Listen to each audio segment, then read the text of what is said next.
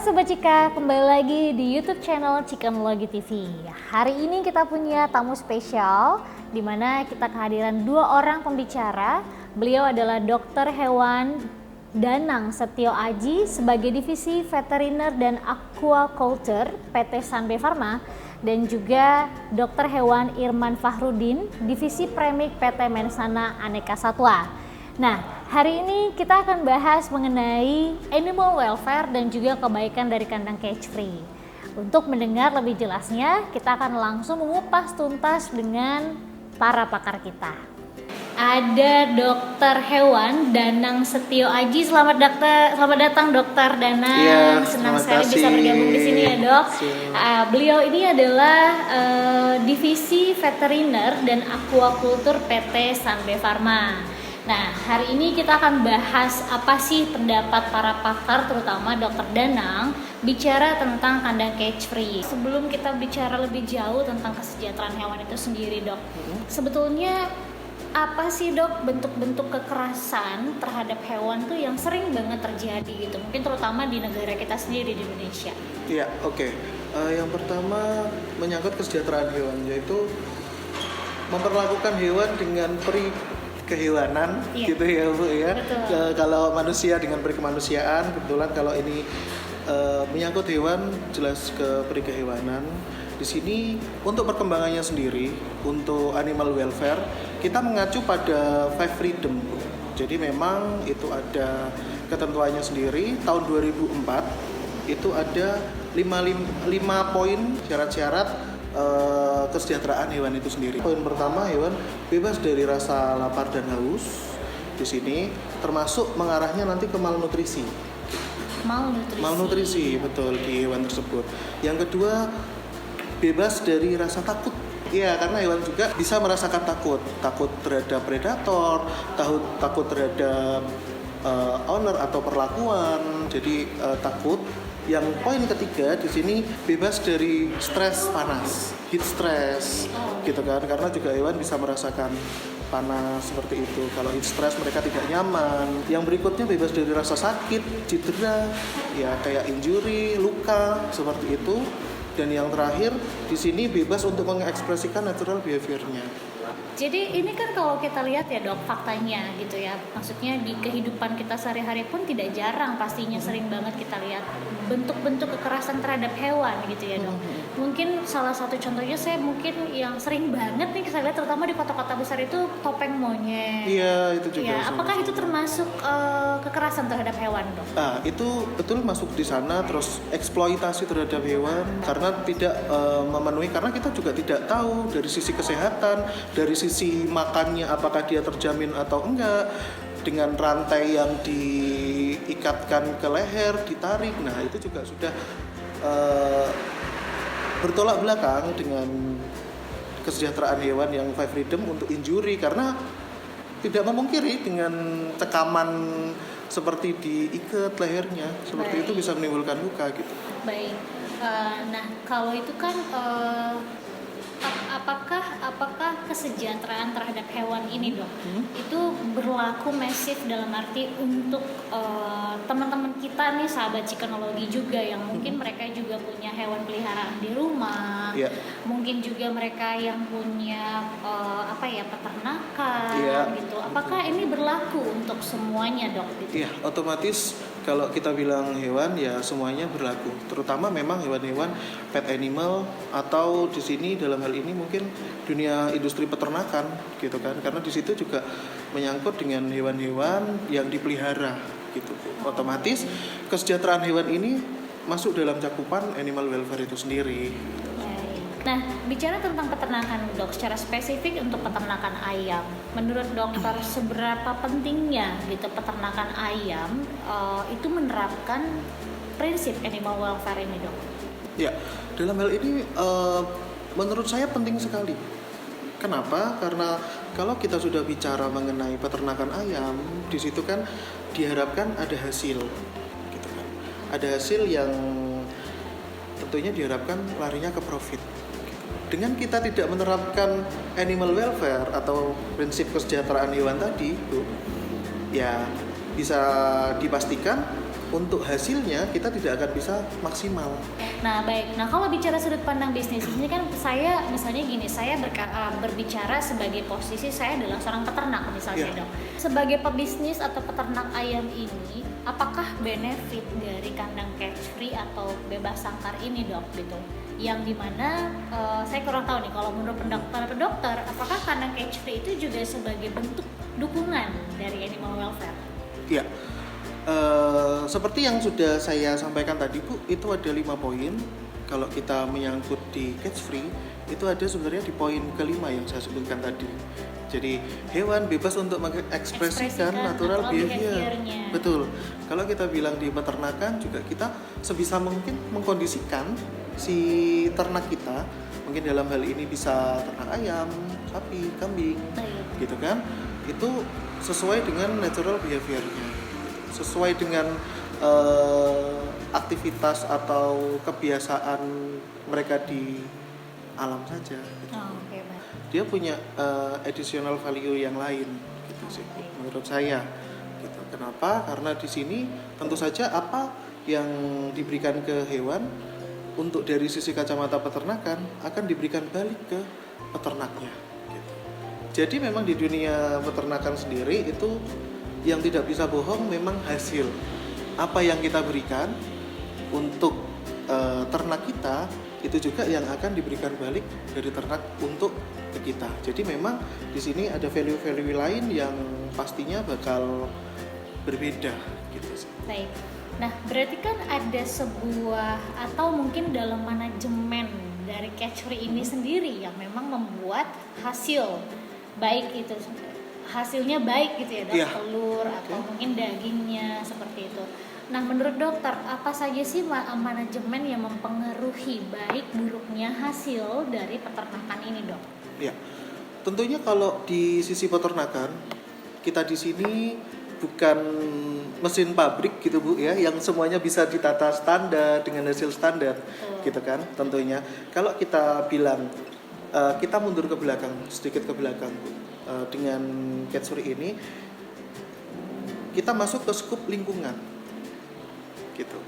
Kalau bilang manajemen tentu saja banyak di situ yang mempengaruhi, bukan cuman asas cage free-nya saja gitu kan, tapi di sini juga yang saya sebutkan 5 poin tadi, di situ kan ada bebas dari rasa panas. Betul. Kita juga perlu perhatikan airflow atau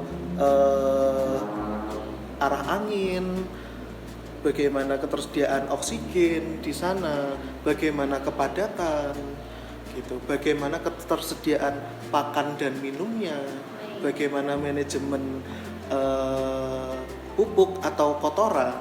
Jadi di sana memang lebih banyak poin-poinnya Bu untuk diperhatikan. Karena kalau kita bilang kesejahteraan hewan di dunia peternakan itu berlaku bahkan ketika individu itu lahir atau netas sampai ke manajemen pasca panen. Pasca panen berarti di sini kalau bisa telur, berarti dia telurnya. Iya betul. Gitu, ya? Kalau ayam berdaging, bagaimana pengolahan dagingnya, gitu sih Bu. Jadi memang kita perlu maintain ke sana. Gitu. Nah salah satunya kalau untuk cage free memang di sini sudah masuk ke poin yang 5 freedom tersebut gitu Bu. Tapi kita juga tidak boleh mengesampingkan faktor-faktor lain di luar itu. Nah, faktor-faktor lainnya apa lagi nih dok? Oke, faktor-faktor lain ya yang saya katakan tadi. Pertama ketersediaan pakan, minum. Jadi ngaruh ke nutrisi Bu. Nutrisinya betul. Karena mereka harus tercukupi dari sisi nutrisi. Gitu kan. Nutrisinya seperti apa. Terus kedua suhu diperhatikan juga gitu Bu. Artinya kalau kita lihat mungkin dari manajemen juga di situ bangunannya seperti apa, ketinggian kandang seperti apa, manajemen pupuk dalam hal ini mungkin kotorannya. Karena nanti ketika manajemen pembuangan kotoran yang tidak sesuai atau tidak proporsional itu menimbulkan amonia yang tinggi, dan amonia ini bermasalah untuk ayam juga. Gitu. Makanya kita juga perlu perhatikan dari sisi itu, bagaimana kebebasan atau airflow dari kandang tersebut, seperti itu Bu. Jadi memang faktor-faktornya banyak. Dan dalam hal ini juga penanganan telur itu sendiri Bu. Penanganan telur? Iya, kalau kita bilang penanganan telur atau penanganan pasca panen untuk ayam broiler gitu kan juga perlu memperhatikan faktor-faktor kesejahteraan hewan ini sendiri gitu. Artinya misal untuk panen gitu kan Bu, apakah menimbulkan stres yang lain ke ayam gitu kan Bu. Ada di kandang-kandang juga yang mungkin kurang bagus untuk kutip telur, itu menimbulkan stres lain ke ayam. Panen di ayam broiler itu menimbulkan stres lagi di ayam yang lain. Betul. Jadi sampai sesensitif itu ternyata ya Dok ya? Memang skupnya banyak sih dalam hal ini, dan semua ini bukan apa-apa akan lari ke hasil kembali. Betul, ya semuanya hasil itu ya kalau orang bilang hasil tidak membohongi proses lah ya Dok. Pasti. Baik, iya. Artinya dari step depan sampai step awal sampai step akhir bakal mempengaruhi hasilnya. Baik Dok. Nah, kalau misalnya gini, ini kan saya bicara mungkin mewakili dari teman-teman chikanologi nih Dok. Yeah. Sobat Chika juga pasti kan lebih seringnya itu kan melihat di sini itu kandang-kandang ayam pada umumnya ya gitu. Yang notabene itu isu yang paling sering banget yang kita tahu bahwa kandang ayam ini menimbulkan bau Dok, gitu ya kan. Apakah dari bau itu nantinya ada dampak negatif terhadap hasil? Karena dari tadi kan kita singgung tentang hasil gitu ya. Mempengaruhi hasil juga nggak? Oke, pastinya juga bakal mempengaruhi hasil. Karena itu masih salah satu skup lingkungan yang saya sampaikan tadi Ibu. Misal kalau untuk peternakan yang skala rumahan yang memiliki ayam mungkin 5 atau sampai 10, 20 dan memiliki lahan, tentu saja dengan kotoran 20 ekor bakal beda dengan kotoran 5.000 ekor atau lebih gitu Bu. Kalau kita bilang mungkin skala peternakan sudah skalanya ribuan, ratusan sampai ribuan gitu, dan kondisinya mereka lingkungan di sekitar situ. Yang saya sampaikan tadi, pupuk berhubungan juga dengan bau ya Bu. Iya. Kalau bau ya itu mungkin amonia di sana. Otomatis mereka juga menghirupnya si amonia tersebut, dan itu bakal jadi masalah ya yang dalam waktu dekat pasti masalah di pernafasan ayam. Bakteri amonia itu mempengaruhi pernafasan ayam. Iya, saya ralat mungkin bukan bakteri ya, kalau itu amonia, gas amonia. Oh, gas amonia. Iya, betul. Yang bikin bau gas amonia itu sih. Dan itu bermasalah buat ayam. Makanya saya sampaikan tadi airflow di kandang seperti apa gitu kan. Gitu. Tinggi kalau misalnya ada angin atau anginnya mati, kondisi kandangnya apakah samping tebing atau ya perputaran angin, dalam hal ini kita juga perlu perhatikan. Karena itu untuk pergantian udara, ketersediaan oksigen yang proper untuk ayam. Apa sih dampak secara umumnya gitu? Atau mungkin ada dampak terburuknya apabila kami nih sebagai masyarakat yang mengkonsumsi telur atau daging yang tanda kutip dia tidak menerapkan prinsip animal welfare dan juga manajemennya mungkin yang kurang baik juga gitu Dok. Apakah ada dampak terburuknya? Iya, sebenarnya kalau untuk dampak itu bisa dari yang ringan sampai yang buruk gitu kan. Misalnya kalau tadi kita sudah soroti di belakang mengenai bau. Betul. Ya, bau pasti akan mengganggu masyarakat sekitar. Bau ini juga mengundang lalat dalam hal ini. Nah, masyarakat juga terganggu, dan lalat tersebut juga bisa untuk sebagai agen untuk penular penyakit juga. Terus kemudian kalau dibilang saking parahnya gitu kan Bu, artinya dengan manajemen yang acak-acakan gitu Bu, tidak sesuai dengan prinsip kesejahteraan hewan, dalam hal ini bisa sampai menyebabkan penyakit zoonosis barangnya. Penyakit zoonosis ya. Jadi penyakit yang ditularkan dari hewan atau olahannya ke manusia. Ini bisa langsung maupun tidak langsung. Secara langsung dalam hal ini bisa telur gitu Bu, misal karena kita sering menemukan telur-telur yang dengan manajemen kandang yang tidak proper bisa menyebabkan salmonella. Dan salmonellosis itu bisa menular ke manusia. Itu. Terus untuk yang tidak langsung butuh agen yang lain, misalnya seperti kasus-kasus yang pernah booming beberapa tahun ke belakang, avian influenza. Karena kita tahu memang avian influenza dalam hal ini dari unggas. Ya, Walaupun pertama memang dari sejarahnya pertama dari unggas air, gitu kan, lama-lama ke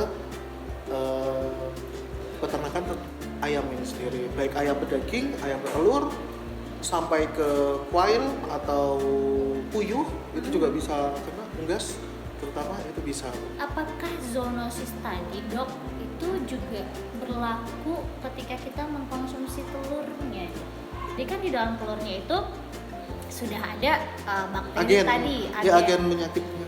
Betul. Nah, apakah itu jika dikonsumsi terus dan berulang kali gitu akan fatal sekali akibatnya bagi kita gitu yang mengkonsumsi? Ya, tingkat fatal menurut saya juga sesuai dengan tingkatan individu masing-masing gitu. Cuman memang kalau dari telur kita bisa bilang salah satu penyakit yang bisa ditularkan dari telur ke manusia salmonellosis atau salmonella yang disebabkan oleh salmonella yang ada di telur gitu. Makanya dalam hal ini untuk mungkin merchant-merchant yang perlu sertifikat, itu ada sertifikat salmonella free biasanya di label telurnya. Betul. Gitu. Betul. Nah, itu juga perlu dalam hal ini. Kenapa perlu ada sertifikat salmonella free?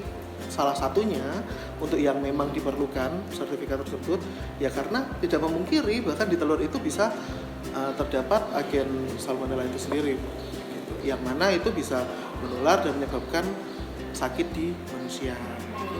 Apakah itu juga sama seperti bakteri E. coli, Dok, yang ada di dalam telur juga? Nah, kalau kita bicara E. coli mungkin cakupannya beda. Karena E. coli sendiri masuk ke bakteri komensal. Bakteri Komensal. Jadi memang tanpa ada yang lain pun memang di kita ada bakteri E. coli-nya gitu kan, Bu, ada. Namun akan menjadi patogen atau akan berbahaya kalau kondisi-kondisi tertentu gitu kan. E. coli ini mutasi yang menyebabkan kita sakit atau ya paling gampangnya diare kita atau kondisi kita drop, kondisi kita imunnya turun, itu juga bisa menjadikan E. coli ini patogen ke tubuh. Jadi yang tadinya memang ada dan baik-baik saja jadi dia jahat. Mungkin seperti sampai itu. Sejauh sana ya. Betul. Dok ya. Sering juga kan, Dok, kita mengetahui ada reaksi yang timbul ketika kita mengkonsumsi telur atau ayam, yaitu alergi, Dok. Nah, terlepas dari memang sensitivitas alergi terhadap yang kita punya itu kan berbeda-beda ya, Dok. Nah, tapi kan ada yang specifically memang ketika mereka mengkonsumsi telur nih bisa langsung alergi, kan bisul. Nah, itu apakah memang faktornya itu tuh dari manajemen yang memang kurang baik pada saat pengolahannya tadi, atau bagaimana, Dok? Ya, pengaruh secara langsung mungkin bisa jadi, bisa tidak. Karena dalam hal ini tergantung, ya betul tadi Bu disampaikan sensitivitas individu. Karena kalau kita bilang alergi, menimbulkan reaksi alergi, berarti ada alergan namanya. Betul. Jadi agen yang menimbulkan alergi di situ. Karena kita bicara seperti itu pasti ngaruh sensitivitas setiap individu. Karena tidak cuma telur Bu yang bisa bikin, misalnya kita pernah ada contoh susu sapi. Susu sapi, betul, saya sering dengar. Ya, itu kan kasusnya namanya intoleran laktosa. Iya. Misalnya kan, jadi minum susu sapi terus jadi diare karena ketidakmampuan tubuh kita untuk mencerna protein itu sendiri. Gitu. Dalam hal ini kasus-kasus untuk manajemen atau pemeliharaan ternak yang tidak mengindahkan kesejahteraan hewan, tidak mengindahkan animal welfare dalam hal ini gitu kan, secara tidak langsung juga bisa mempengaruhi. Nah, menurut dokter, apakah penerapan kandang bebas sangkar atau catch free ini sudah harus disegerakan diterapkan di Indonesia atau bagaimana nih, Dok? Ya, kalau catch free di Indonesia, dari pengamatan saya memang di Indonesia belum begitu populer dengan konsep catch free ini. Betul. Karena apa ya? Yang pertama larinya ke efisiensi barangkali, yang menyangkut lagi ke masalah profit dan segala macamnya gitu. Tapi balik lagi Bu, kalau untuk cash free, apakah perlu disegerakan? Menurut saya sudah mulai perlu untuk dimulai. Jadi kita lebih memperhatikan dari sisi kesejahteraan hewan. Baik, Dok, dari beberapa informasi yang kami kutip melalui beberapa artikel, di beberapa negara bagian Eropa bahkan Asia itu sudah mulai menerapkan konsep bebas sangkar atau cage free. Dan bahkan mereka itu sudah memulainya sejak tahun 99 ya Dok ya. Nah, hingga saat ini pun semakin digiatkan kembali, bahkan bukan hanya untuk peternakan saja gitu. Sampai ke F&B-nya juga, bisnis F&B. Nah, menurut dokter, apakah penerapan kandang bebas sangkar atau cage free ini memang sudah mulai harus segera diterapkan kah, terutama untuk peternak ayam, Dok? Ya, untuk dari kacamata saya memang dari statement yang tadi Bu, memang sudah duluan nih Bu, yang negara-negara maju, negara-negara Eropa itu sudah lebih dulu mengaplikasikan untuk yang pola peternakan cage free ini gitu. Tapi memang di Indonesia sendiri dari pengamatan saya masih belum populer nih. Tapi memang sudah harus untuk segera ke sana Bu. Nah, kalau begitu Dok, ini pertanyaan terakhir nih, pesan untuk dari dokter nih bagi para peternak ayam, kemudian juga untuk masyarakat kita, supaya kita tuh mendukung gerakan animal welfare atau kesejahteraan hewan di Indonesia. Dan mungkin kalau dari sisi peternak juga kan tadi bicara tentang penerapannya itu, yaitu kandang cage free sebagai salah satu bentuk dukungannya kayak gitu. Adakah pesan Dok untuk para pemirsa Chickenology dan juga sobat Cika kita di sini Dok? Ya, mungkin untuk penutup juga gitu kan Bu, kita sudah bahas beberapa mengenai animal welfare gitu kan. Pesan untuk peternak di Indonesia ya, mulai sekarang kita sudah harus lebih memperhatikan untuk kesejahteraan hewan ternak kita, karena bagaimanapun juga ternak kita adalah makhluk hidup yang perlu kita perlakukan dengan semestinya, dan akan menjadi tanggung jawab moral untuk peternak untuk bisa lebih memperhatikan kesejahteraan hewan tersebut, karena semuanya itu akan kembali lagi ke peternak. Jadi apa yang kita berikan kepada hewan, kita sejahterakan hewan, mudah-mudahan dari hewan tersebut juga akan balik lagi kesejahteraannya ke kita kalau dari sisi peternakan. Jadi mungkin seperti itu pesan-pesan saya Bu untuk peternak Indonesia, lebih memperhatikan kesejahteraan hewan ternak